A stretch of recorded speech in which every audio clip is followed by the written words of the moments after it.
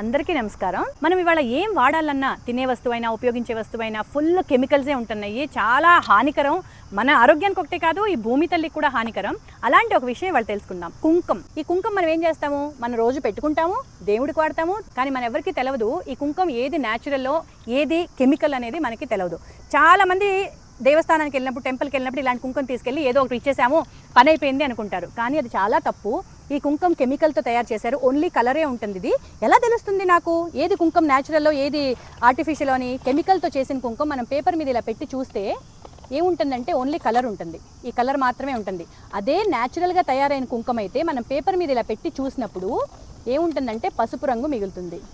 ఈ కుంకము ఎక్కడ తయారు చేశారు, ఎలా తయారు చేశారు? సుధా అండ్ సందీప్ మంజునాథ్ వీళ్ళు ఆర్గానిక్ ఫార్మింగ్ చేస్తున్నారు. మైసూర్ నుంచి మడికేరి వెళ్తుంటే దారిలో ఉంటుంది వాళ్ళ ప్లేస్, హున్సూర్ అని. అక్కడ ఏమేమి వేస్ట్ చేశారు? పసుపు కొమ్ములు, ఎండిపోయిన పసుపు కొమ్ముల్ని నిమ్మకాయ రసంలో నానబెట్టి పటిక వాడి సున్నం వేసి అన్ని న్యాచురల్ ఇంగ్రీడియంట్స్ అది 25 రోజులు 30 రోజులు బాగా పీల్చుకున్న తర్వాత అది ఎండపెట్టి పొడి చేపించి దాన్ని దేశీ అంటే మన నాటు ఆవు నెయ్యిలో కలిపి కుంకం చేశారు. ఎంత మంచి వాసన వస్తుందో.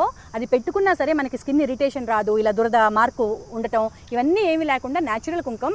భక్తిగా దేవుణ్ణి పూజించడానికైనా సరే, మీరు వాడటానికైనా సరే న్యాచురల్ కుంకాన్ని వాడండి. Thank you.